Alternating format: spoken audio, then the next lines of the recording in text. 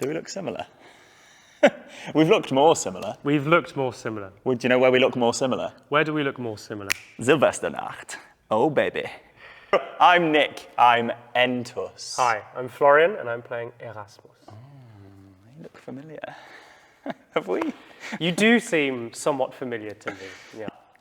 How do you feel about playing a version of me? Well. Or is it? So the joke is that we've spent the entire rehearsal process trying to argue as to who's playing who. Yeah. And we haven't... Who's the chicken and who's the egg? Exactly. Mm-hmm. I see you as a chicken and me as an egg. Thanks very much. But since I've arrived in Hamburg, everyone has been incredibly kind and welcoming. But when we met, I realized that we were basically the same person. Yeah. And then someone decided that it would be a good idea for us to literally play the same person. Yeah. Yeah. So we have spent an awful lot of time together recently. So what you're saying is it feels very natural. It does feel very natural to be playing me. And now every time that rehearsal ends and we go to the canteen and have the same lunch and the same drink and sit opposite each other. It's exactly that. And we literally have the same meal every day. Yeah. We do the same thing every day. So I'd say that it feels quite comforting. Oh, that's nice.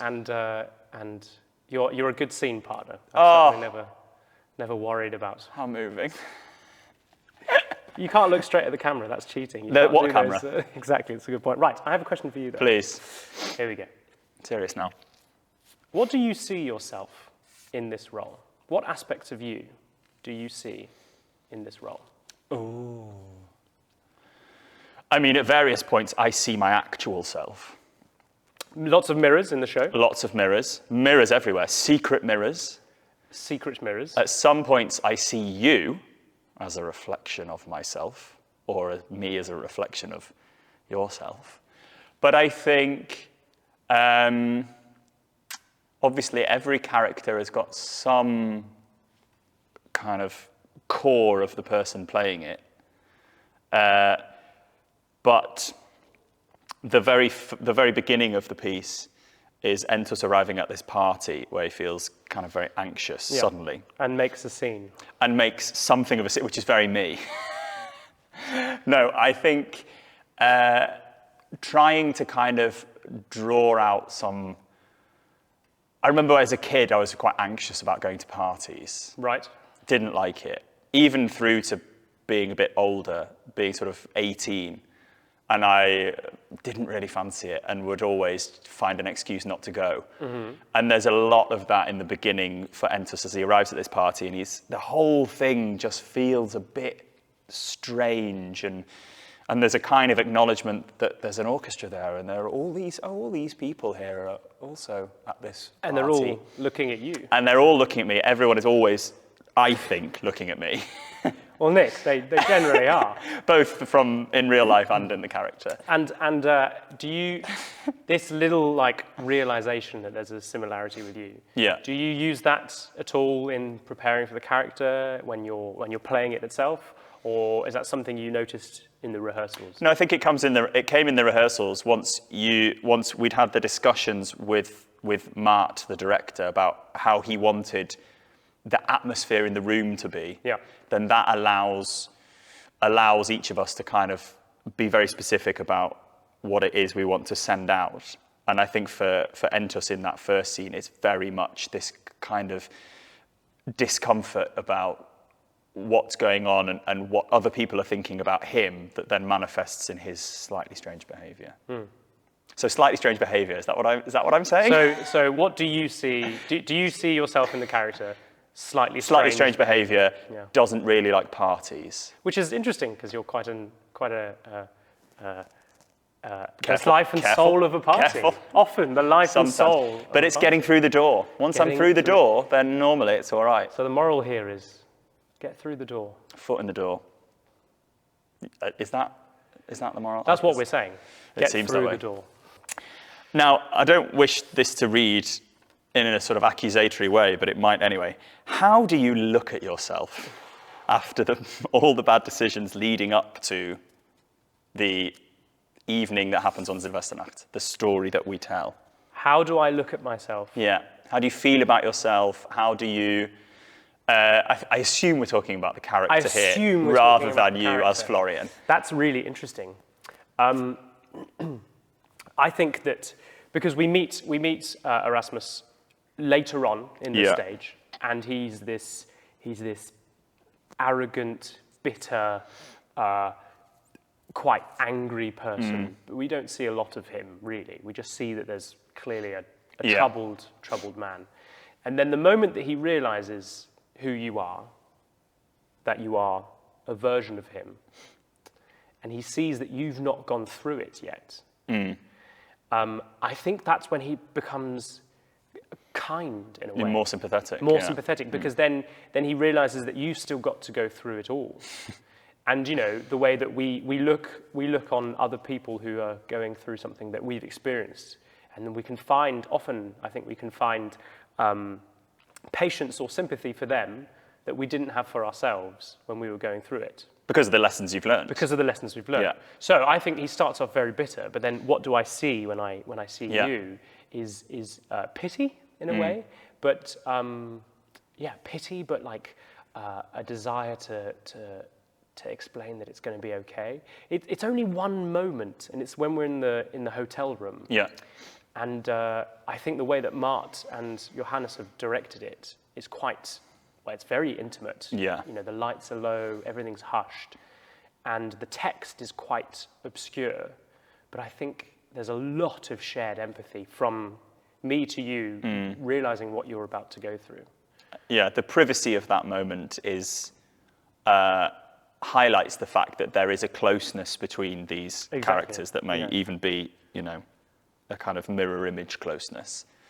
But how do you then find the transition from that moment where you go from bitterness to more sympathy to then suddenly going into the dream sequence where we go kind of way back in time, and you're the first incarnation of this character chronologically at that moment, having been the latest. So I go from the oldest and most jaded and most pained person to immediately being the young, arrogant, happy and hopeful person, and it's immediate. Much like real life. Much like real life. I'm the old jaded one, wearing jade. You're the old jaded one. I'm the young, enthusiastic one. But I think it's this amazing piece of writing and directing that it's an immediate moment. Yeah. So lighting change, pink, new world, new style, new clothes, new music. And it's actually a joy to do. Also, like vocally, it's a big change. Yeah. We go from this difficult, hushed thing to suddenly huge exclamatory stuff near the upper passaggio, but you sing it in a different way, and it's so much fun to do. Actually, I love sharp changes and quick turns of character. And there's a lot of that in this. There's a lot of that in this. And a lot of lighting. There's a lot of different lighting to kind of help the audience kind of direct themselves through what is actually a very open plan room. It leads the focus. It's an open room. It's completely open to interpretation, but the lighting and the costumes then help us focus. And especially, for example, when we have the freeze frames, that's quite often done in theatre, unsuccessfully. But then when the light absolutely focuses your attention, we see the internal monologue happening. And it's a very good way of making it more intimate. The outward and the inward become very clear, as distinct from each other. I have a question for you. Oh? Now, this could be a personal or a non-personal one. Same. And I'd like a personal answer. Oh? If that's okay. I feel nervous already. What did or do you reflect upon New Year's Eve? Personally, I've always, not being a big party goer, as discussed, was never one for like big, we have to do something. And that has continued. I think there's a lot of pressure about New Year's Eve, which is an interesting, the whole origin point of this story is that New Year's Eve is the moment of transition, temporally and in terms of years, I mean, and then also it can be personally a point at which you go, I'm going to be more like this now. Yeah, a time of renewal. Yeah, and I think that is obviously something that we see in the piece because we see these different versions of the same character at different times and then see how different they are. But I think there's a lot of pressure to make something of the evening, and often I tend not to do that. When I grew up, I was in the suburbs, so it was not like I could just wander down the road. Yeah. And then as soon as I turned 18, I went to university, so I couldn't even really go to the pub and have a drink on New Year's Eve because I wouldn't be served. Okay, but then one thing that Entus has reflected upon on New Year's Eve, one thing that he's reflected upon. Oh, I mean, it's dark. Yeah. It's deep. Go on. It's not great. Tiefstes Geheimnis. My tiefstes Geheimnis. I think the whole evening, and bearing in mind that, it's like Don Giovanni in that you could argue that the story starts at the evening and ends in the morning, and it goes through this whole Seville, thing. One night in Berlin. One night in Berlin / America. I think the whole thing is it's a very drawn out realization of everything that has gone wrong in his life. And Mark, the director, described the first scene as a kind of very drawn out panic attack. Mm-hmm. And I think actually that continues throughout the evening, because for a lot of when I'm watching what has happened to you, I have to be kind of torn between questions of whether I'm seeing this for the first time, whether something is kind of being jogged in my memory, or whether I know exactly what's going to happen, and I'm desperately hoping that something might change in this version of it.